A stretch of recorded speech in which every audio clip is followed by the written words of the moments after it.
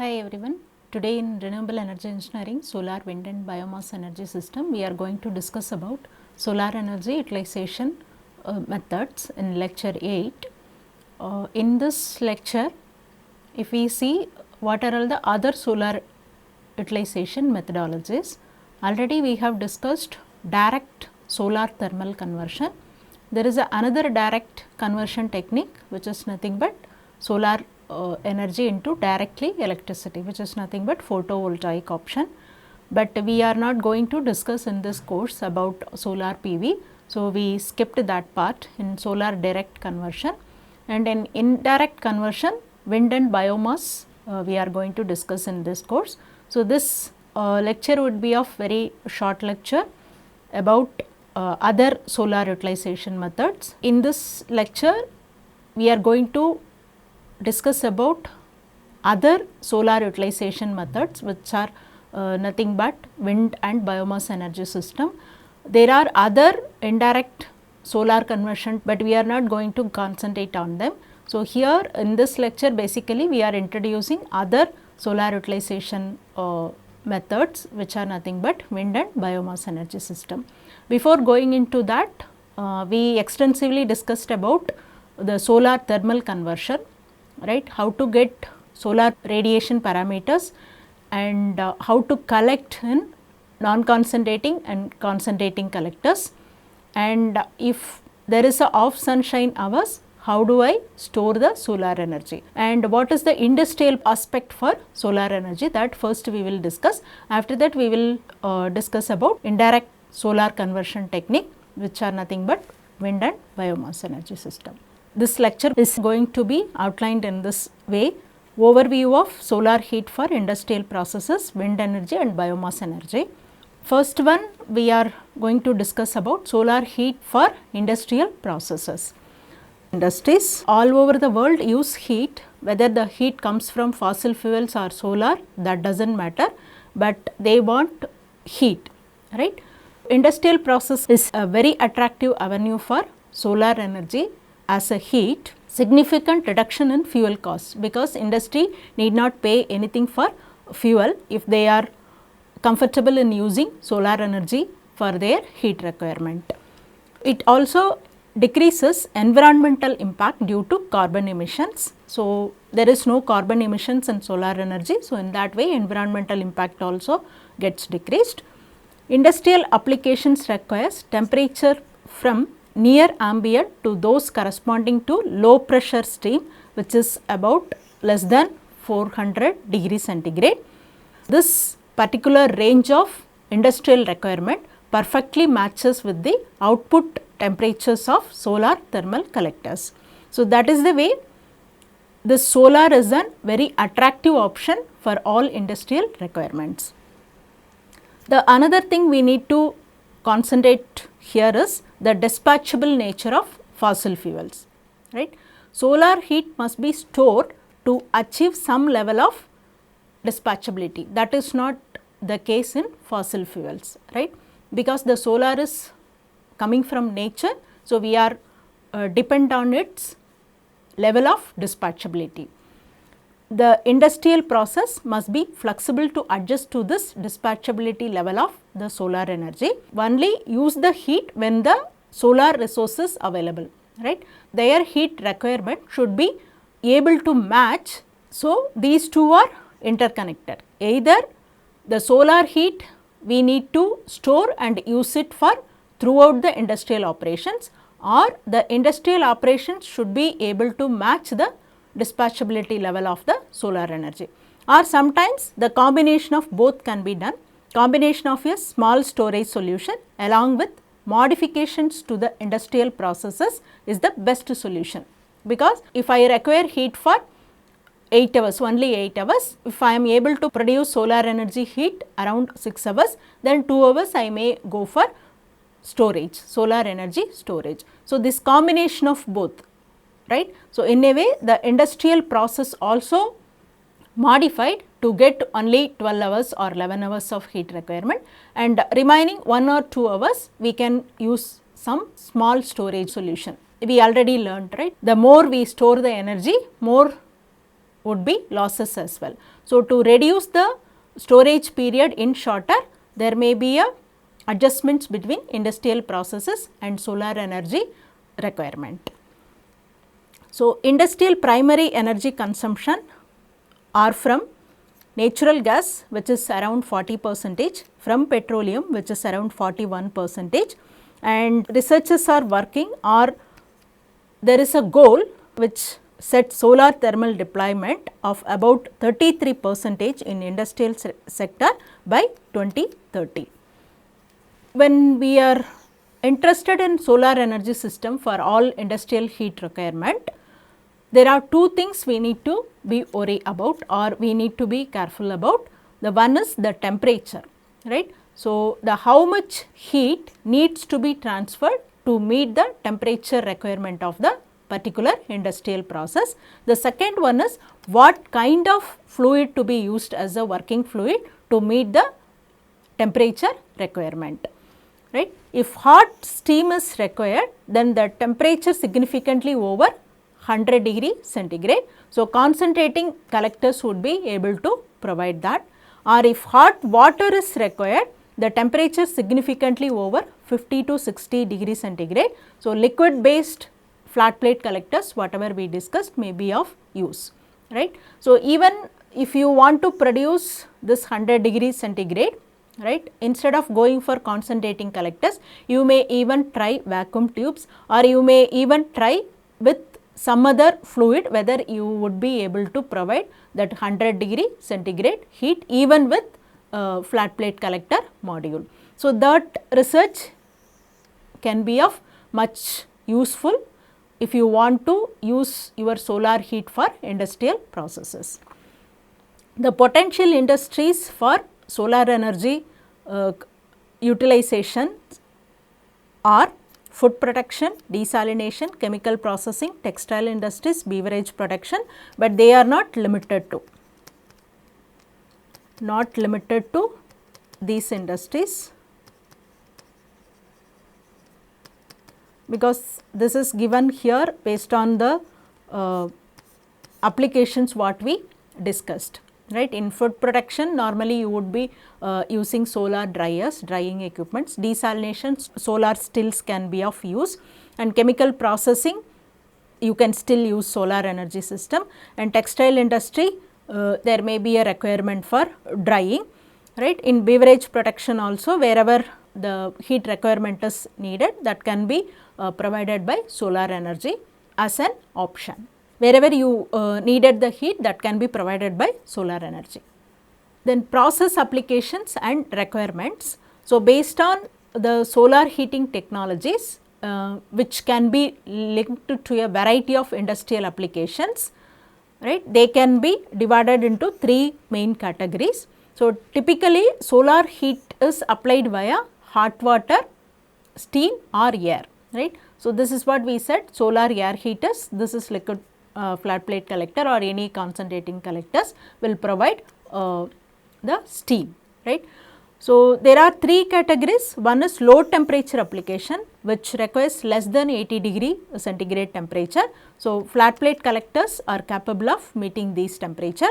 80 to 250 degree centigrade, which is medium temperatures, concentrating collectors are needed to meet this requirement. Then high temperature applications are greater than 250 degree centigrade. This particular range requires imaging concentrated system to achieve such a high temperatures. This we have discussed already in concentrating collectors. How to identify a suitable solar thermal energy system for industrial requirements, right. The key points to be identified are the solar resources at the given location, right. So, first thing we would require is that for the given location, what is the solar resources, right. So, how much IT I will be able to gain at that particular location. Second one is temperature of the targeted application, which industrial application or which industrial process you would like to use solar energy heat as an option. The third one is scheduled for the required energy use. If there is off sunshine hours, what I would be doing, or whether any modifications in the industrial processes can be done to match the on sunshine hours of the solar energy. And then capital and operating costs. As we said earlier, the solar energy, the initial capital costs are very much high compared to operating costs. So, this economic analysis also one need to keep in mind when you think solar thermal energy system as an option for any industrial processes. To access solar resources, there are handful of tools available for free that can provide solar radiation information at varying levels of detail depending on your location, right. What we would be requiring? IT, then ambient temperature, then ambient wind speed, then latitude and longitude of the location,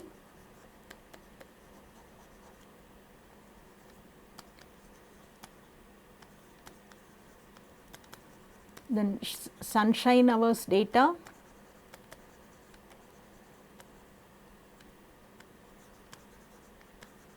then elevation of the particular location, etc.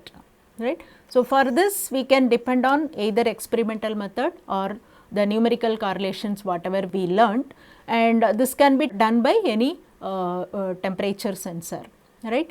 And for these one can get it from some meteorological data from the particular location, and also we extensively discussed about this, right. So, how to calculate the main radiation parameters using available sources, right. So, sometimes we were given local apparent time, sometimes we were given in Indian standard time, sometimes we were given the extraterrestrial radiation parameters and how to get them for clear sky, so etc.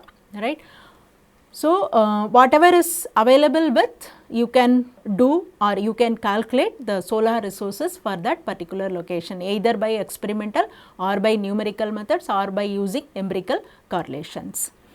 And to access the load schedule for a given solar thermal application, the existing schedule, requirements and seasonal and daily variations and overall flexibility of the process all are required, right. So, the moment we say seasonal and daily variation, here also there is an important point to mention. For example, you are designing a space heating for a building, right. So, there you would be requiring the solar radiation data, right. Since it is a natural resources, so we may not be able to design a particular space heating solution for a building with just available with 1 year data or 1 month data, right. So, we would be requiring at least some 10 to 20 years data to see how this is changing, right. So, it is not always the summer extends for this many months or the winter period is for this many months, we will not be able to accurately predict, right. So, it is a approximate data, but if you as long as you get more number of years when you are seeing the trend of the variation, that much you would be able to accurately, the near accurate you would be able to predict the seasonal and daily variations. And then economical aspect of solar thermal energy system. So, here as I said earlier, it is not only the aspects what you learnt, right, the conversion technologies, but whether it is economically feasible, right. As we discussed in the introduction lecture, it is not only the systems, and because if you see there are various conversion technologies are there, right. So, flat plate collectors are there, concentrating collectors are there, non-concentrating collectors are there, whether one need to go for thermal energy storage or not, whether making modifications in the industrial process would be feasible or having a thermal energy storage solution would be feasible. So, etc. are there, right, with many technologies, with the many requirements based on my requirements, with many technologies. So, how do I be able to choose particular thermal energy, solar thermal energy solution for a particular industrial process? There comes the economical aspect, right. One of the key economic impacts expected from the solar heat applications is fuel deduction cost, right, because while deploying solar collectors, there are additional upfront capital costs, right, which is usually higher when compared to fossil fuels.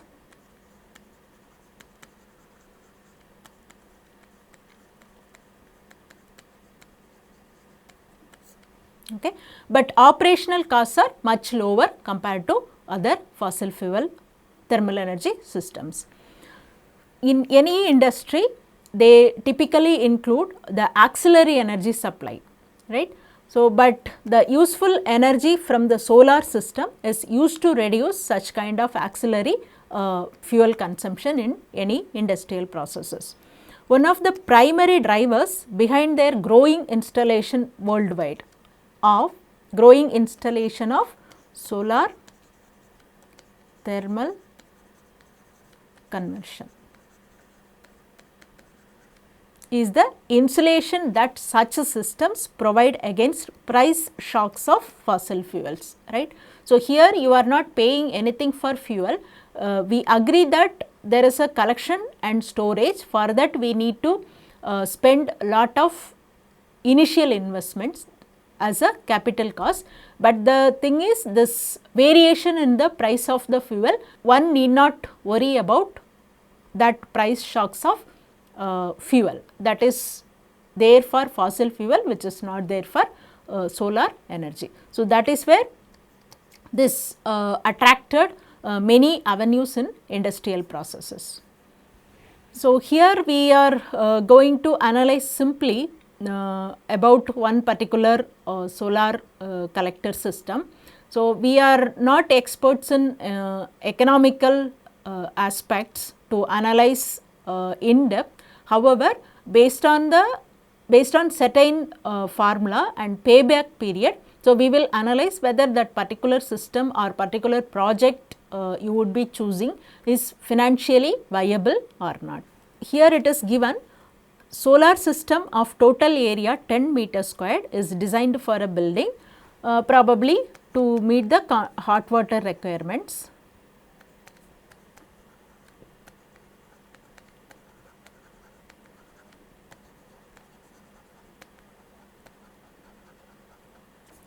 Assume the system cost which includes collector cost, associated storage, pumps and piping etc. is estimated to be $700 per meter squared of the collector surface. Yearly energy savings from the solar system are 7,000 kilowatt hour and monetary value of energy is $0.15 per kilowatt hour.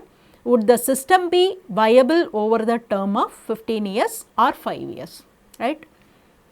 So, this we are going to check, right. So, the collector area is given as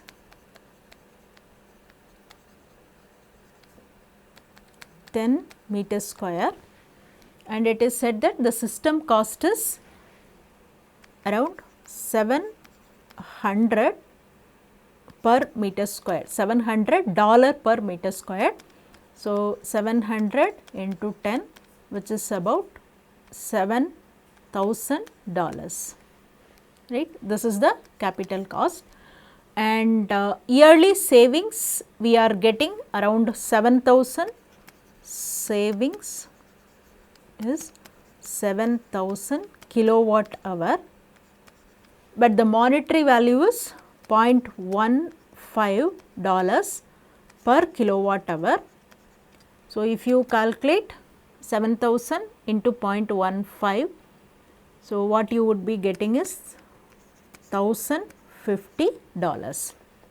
So, this is your annuity, right. Because what is this monetary value? If you are not having the solar energy system, you would be paying around $0.15 per kilowatt hour for the electrical heating of your hot water requirement, right. So, now we need to analyze whether the system would be viable over the period of 5 years or 15 years or 10 years, right. So, I will do it for 15 years, I will give you this 5 years to check whether it is a feasible or not as a home task for you. In such analysis, there are in-depth analysis to do for such a system, but here we are going to use the net present value concept. Okay. So, which is defined as NPV is defined as initial cost which is minus plus number of years into annuity plus salvage value. So, here in this problem there is no salvage value given. So, we assume there is no salvage value. So, the initial cost we have calculated as 7,000 plus number of years we are going to take first 15, right, and annuity how much we calculated is $1,050. So, if you calculate, it is coming around $3,899. So, if this net present value is coming as positive, then we can say this system is a financially viable system.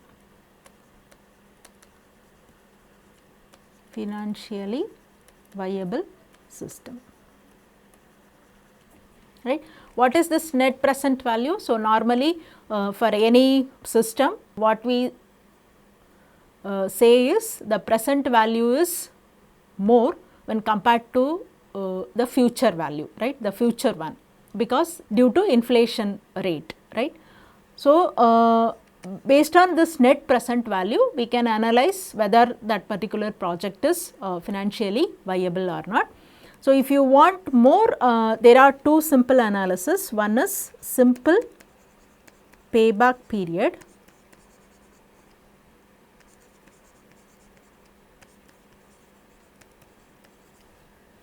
right. So, this net present value is based on SPV, and there is another analysis which is called discounted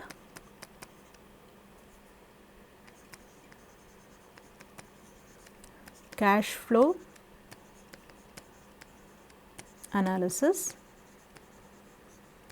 So, if you want to calculate NPV based on discounted cash flow analysis, this is nothing but NPV discounted. There we would require two factors, one is P upon F, another is P upon A. So, what is P? P is nothing but present value upon future value. P upon A, this is nothing but present value upon annuity. So, if you want to calculate NPV in terms of discounted cash flow analysis,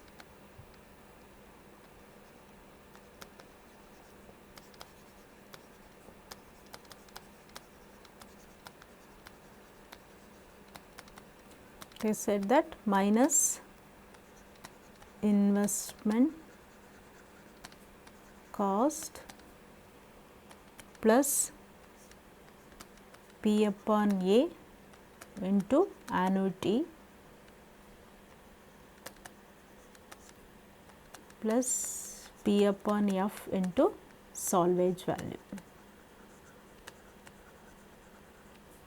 So, this we are not going into take into account. So, what is this P upon A factor? So, this is defined as 1 plus I to the power n minus 1 upon I into 1 plus I power n. So, what is I? I is nothing but interest rate. If you assume this is 5%,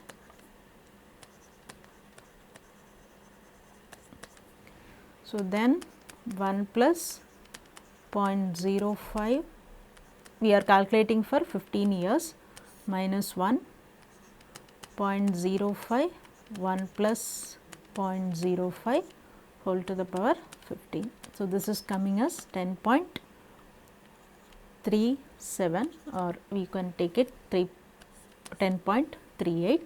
So, if you calculate minus $7,000 plus 10.38 into $1,050. So, which is coming around 3899. Sorry, this is NPV value is minus 7000 plus 15 into 1050. This is coming around 8750.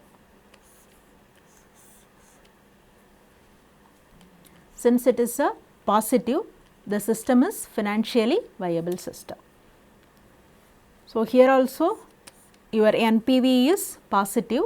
So, this system is financially viable system. So, whether you go by discounted cash flow analysis or you go by the simple payback period analysis, both are NPV is positive. So, this system is financially viable system, and there are certain definitions related to that, which are nothing but the SPB, simple payback period, which is equivalent to initial cost upon net annuity. So, initial cost here is 7000 upon net annuity is nothing but 1050. So, if you calculate this, then you would be getting 6 plus years, right. So, that means when you are doing home task around 5 years, you might be getting NP value as minus, right, because the minimum payback period itself coming as 6 plus years. And there are certain more definitions, which is nothing but capital recovery factor, which is nothing but annual capital cost upon net present value, right. You have net present value, you can calculate capital recovery factor. So, what is annual capital cost?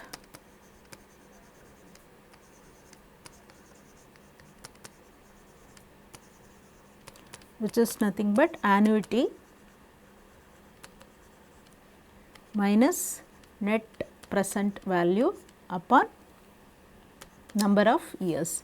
So, you have annuity 1050, you have net present value, if you are using SPB analysis, it is 8750, number of years you calculated is 15.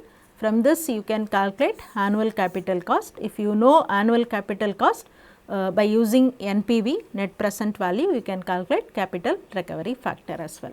So, this is a simple analysis. We have not detailedly discussed how we arrived at this formula and all, but it is just to introduce you the economic analysis, right. It is not that when you propose a project, the industry would okay it, right. For them, the payback period is most important. If they invest something, then how quickly they would be able to get the profit, right.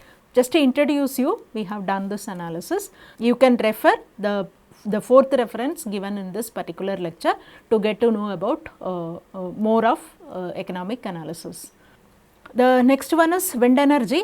Winds are caused by pressure difference between different regions. The regions in which strong wind prevails for a sufficient time during the year, they are best suitable for power generation.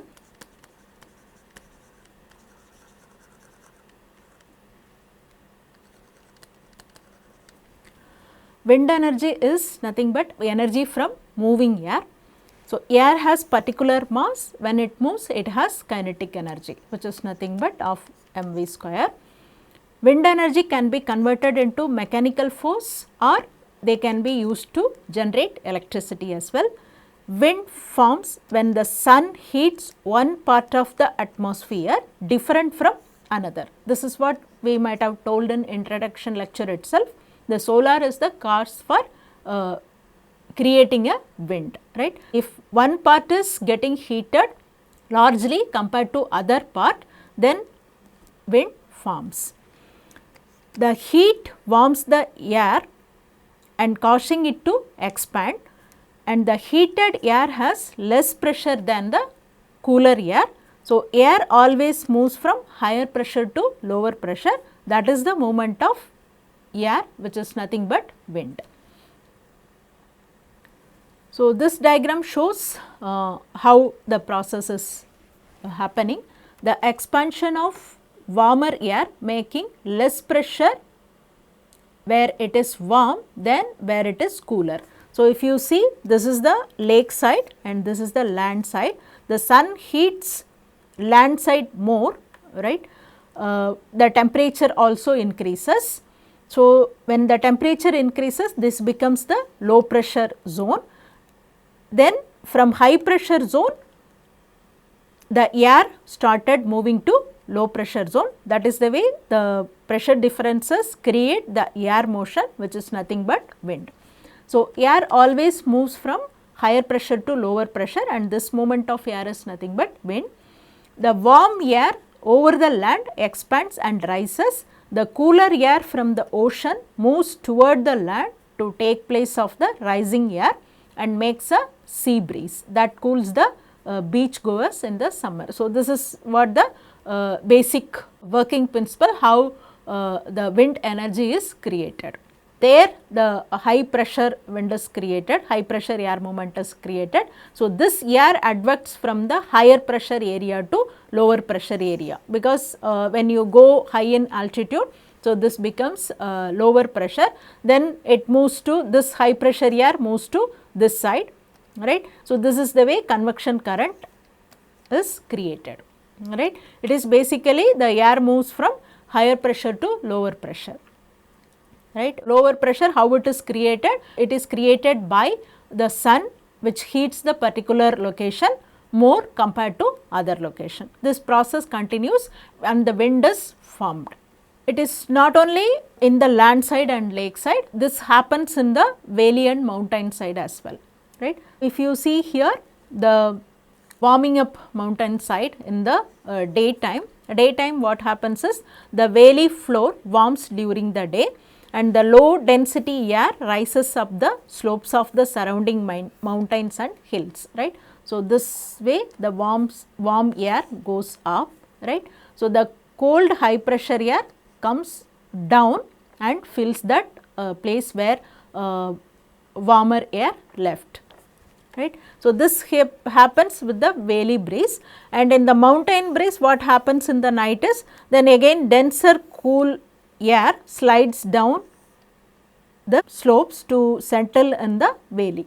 So, this way the process goes on, warm air moves up, then cold air comes down and fills that place. So, this process goes on during the day. So, that is called valley breeze. In the night it is called mountain breeze. So, this particular figure is taken from Encyclopedia Britannica. Okay. So, on a global basis, surface winds blow from the poles towards the equator and this low density heated air is buoyed up. It is not only happen locally. So, locally it happens in the land and lake side and also valley and mountain side, and it is not only the local, global perspective also, wind blows from the poles towards the equator. You are now comfortable with poles and equator, this terminologies whatever we have discussed in lecture 1, and this low density heated air is buoyed up. At the surface it is displayed by colder, more dense high pressure air flowing from the poles. In the atmosphere near the equator, the air thus tend to flow back towards the poles and away from the equator. This warm air goes towards the poles and from the poles cooler high pressure air comes towards the equator.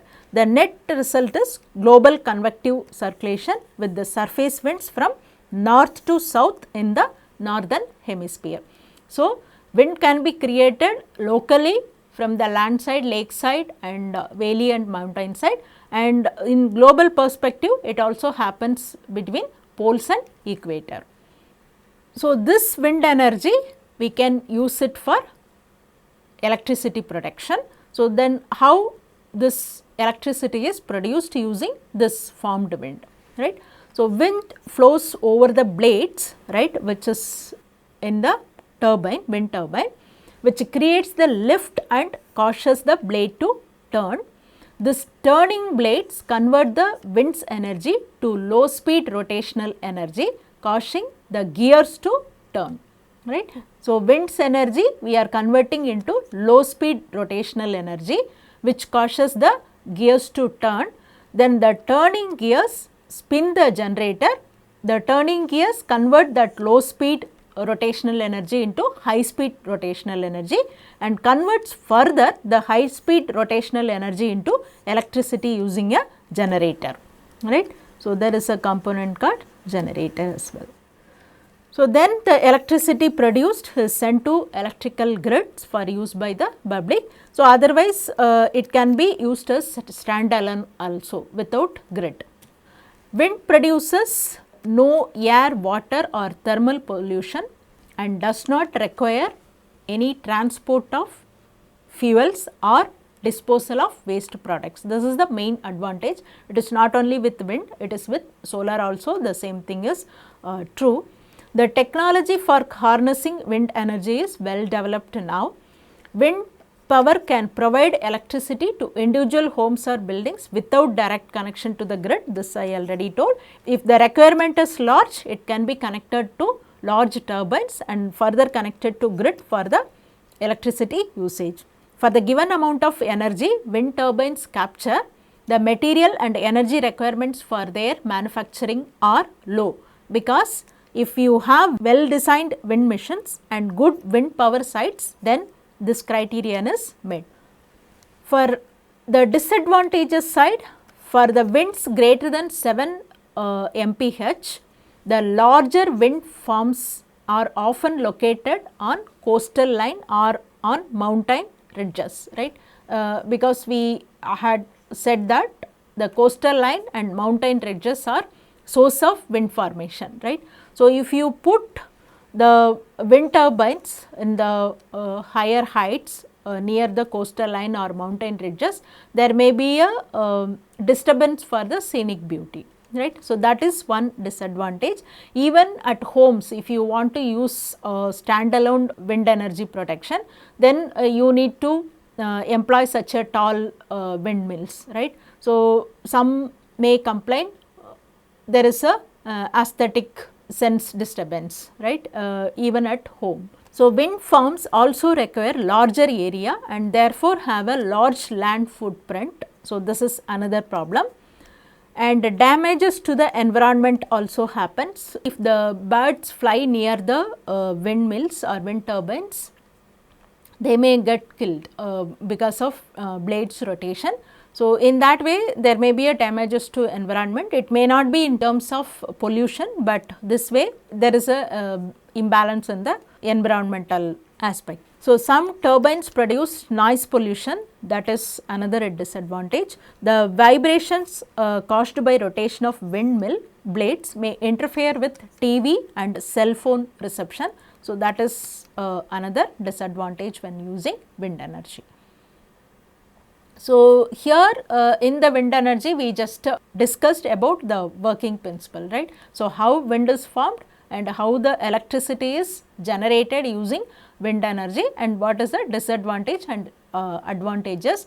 In upcoming lecture for wind energy utilization, there we will discuss in detail about the design of the wind turbines and how it helps harvesting wind and converting them into electricity. Okay. So, the next solar energy utilization indirect method is biomass energy. So, since man discovered how to make and control fire, we have been using this biofuels. The source of biofuel is nothing but biomass. Biomass is nothing but organic material made from plants and animals, but nowadays we are not using this route, right. But this is good olden days, they used animals as well as a biomass source. Biomass contains stored energy from the sun, right. So, this stored energy when burnt, then you can get as a heat. The plants absorb sun's energy in the process called photosynthesis. The chemical energy in plants goes to animals as well as people that eat them, right. So, the photosynthesis process is nothing but, so plants take CO2 and water, right. In presence of sun's energy, they produce glucose, right. So, which is nothing but C6 H12O6. So, this is 6 C6 H12O6, then they give away oxygen. This is carbon dioxide. So, which is nothing but greenhouse emission gas. Right, carbon dioxide. So, they take, and in the presence of water and sun's energy, they produce glucose, which is nothing but a energy, right. So, when you eat plants, then you will get energy. You will get this chemical energy in plants, which goes to animals and people when they eat, right. So, but this is the photosynthesis process. They produce their energy in presence of sun. Okay. So, this process is called photosynthesis. So, biofuels are considered as a renewable energy source because they can grow, right. So, here we told that we are using this plant material as a biomass, right. There may be another aspect, we are cutting down the trees, right, but it is one way, it is balanced kind of, right. So, when you are cutting the trees, then what is happening? You are reducing the oxygen, but when you regrow, right. So, then again it takes the carbon dioxide, which is nothing but a greenhouse emission gas, and again using the sun's energy, it produces the photosynthesis effect, right. So, in that way, biofuels are considered as renewable energy source because when you are using biomass, parallelly you can grow them as well, grow plants as well. So, biofuels have historically come from both plants and animals. So, oil such as whale oil was produced from animals, but this route is now completely banned. Examples for biofuels are woods, crops, manure and some garbage to produce energy. Most common form of biofuel is nothing but wood burning, that we are doing since the man found out the fire, how to cook food and eat. When burnt, the chemical energy in biomass is released as heat. This is what we told. So, even when you burn, the chemical energy is released as heat, right, whatever it is stored inside the biomass, or if you eat them also, you would be able to get that chemical energy as a form of energy. Other type of biofuels are peat, which are nothing but the decayed vegetation, and biodiesels from cooking oil, and alcohol derived from corn, sugar and other plants. These are also called biofuels, which are derived from biomass. The wood and paper products industry can use wood waste to produce their own steam and electricity if they use the biomass, because the wood and paper products industry, you would get lot of waste in terms of biomass. They can use that to produce their own steam and electricity requirement. In that way, that industrial process is very much sustainable. So, there are three major types of biomass. One is methane gas. Methane gas is also a greenhouse gas. Methane gas is called as biogas, which is the main ingredient of natural gas, or transportation fuels like ethanol and biodiesel, right. So, these comes under the category of biofuels, either ethanol, which is nothing but a bioethanol, and biodiesel and methane gas. So, all comes under the category of biofuels, and crops like corn and sugar can be fermented to produce transportation fuel like ethanol, right. So, that also another type of biomass, and biodiesel, another transportation fuel, can be produced from leftover food products like vegetable oils. From using vegetable oil, you can produce biodiesel, and from the crops like corn and sugar cane, if we ferment them, then we can produce the bioethanol. Apart from this, we can also get methane gas from municipal solid waste. Biofuels are made from biomass materials, usually blended with petroleum fuels, gasoline and diesel fuel, can be stand alone as well, right.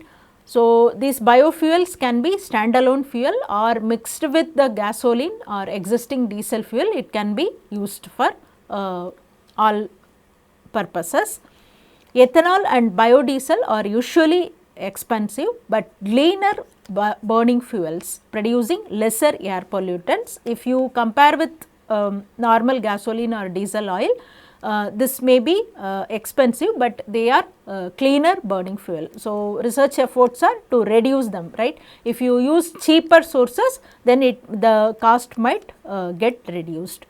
Ethanol is an alcohol fuel made from sugars found in grains, maybe corn, sorghum, rice, sugar or sugar beets, wheat, etc. Biodiesel is a fuel made with vegetable oils and fats. So, these are about the ethanol route, right, how the bioethanol is produced. Then another is biodiesel. Biodiesel is a fuel made with vegetable oils and fats, and they can be used in diesel engines without changing them, right. We can use directly. So, that is why it is called biodiesel. Even bioethanol can be used as a biofuel, but there may be some modifications should be done with the present gasoline engines, right, because the amount of the percentage of ethanol you mix with the gasoline, that determines what modifications you would require in the engine. Biodiesel is a renewable fuel, is safe, biodegradable and reduces the emissions of most air pollutants. Now, we are going to see what is the environmental effect of certain biofuels. When biomass is burnt, it releases the carbon dioxide, but it will not release any sulfur components. In that way, it is not participating into acid rain environmental effect. But obviously, when they burn, they release the carbon dioxide, which is again the greenhouse gas, right. So, how we are balancing this emission is by regrowing plants, right. When you burn them, you release the carbon dioxide, but that will be again reabsorbed by regrowing plants. So, this is what is the balance. But when biomass crops are grown, a nearly equal amount of carbon dioxide is captured through the photosynthesis effect. We have already seen by using CO2 and water, and in the presence of sun's energy, it converts that glucose, which is food for plants, and also it releases the oxygen that we are breathing, right.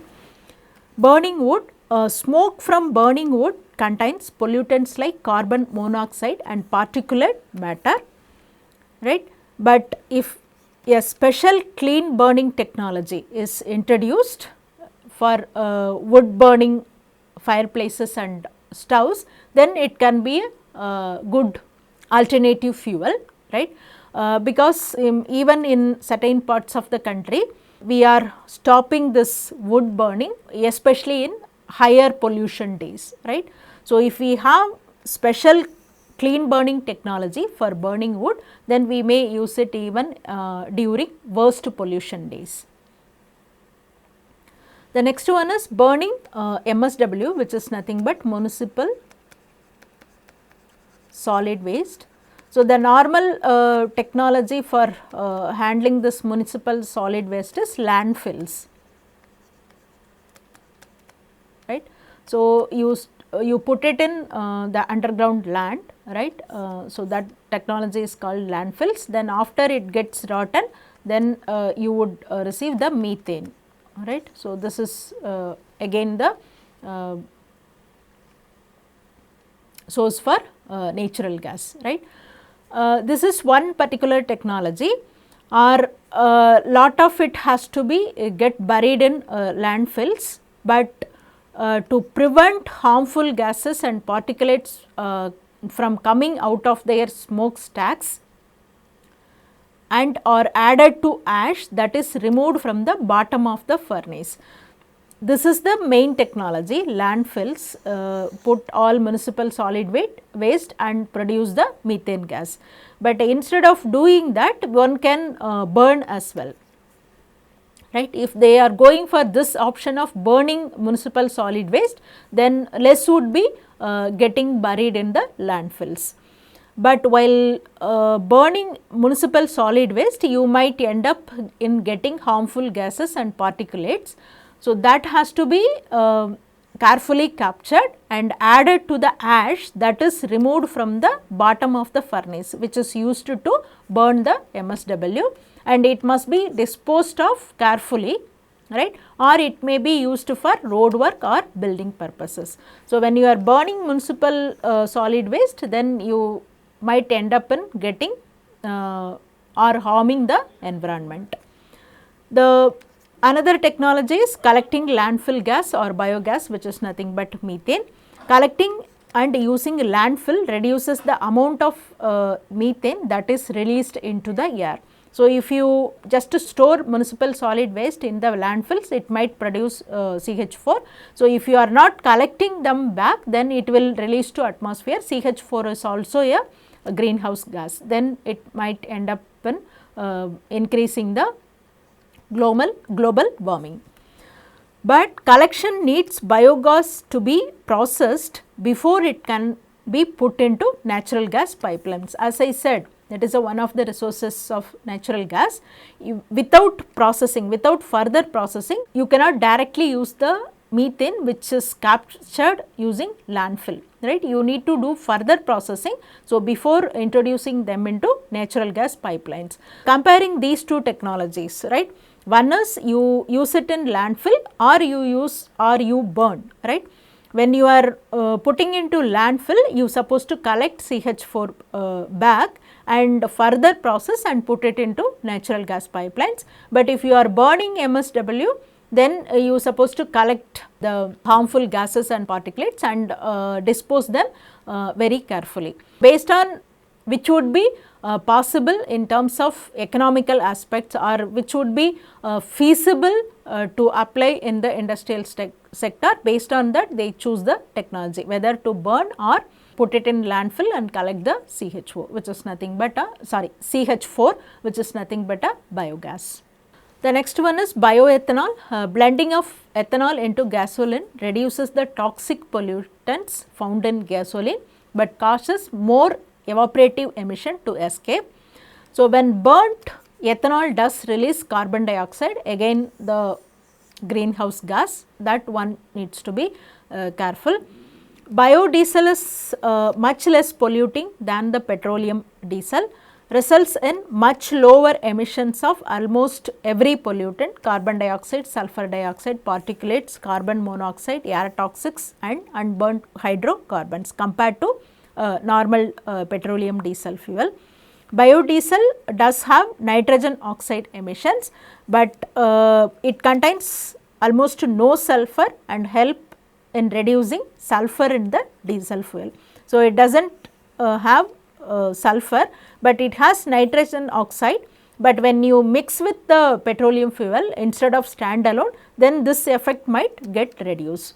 As I said earlier, ethanol, when you are directly going for the engine fuel, it is not possible. So, you need to mix with the existing gasoline and use them, and based on the percentage of ethanol you add into the gasoline, the engine modifications may be required.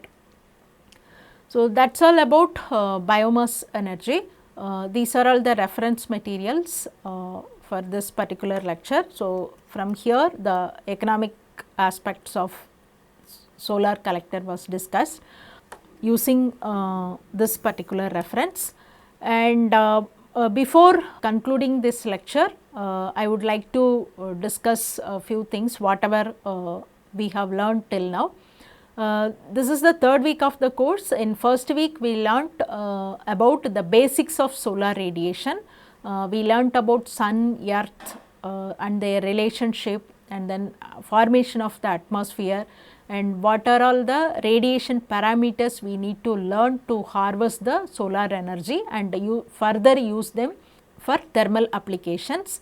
The second week we learnt about how to collect the solar energy. In that, non-concentrating collectors and concentrating collectors we have discussed in terms of collection of solar energy.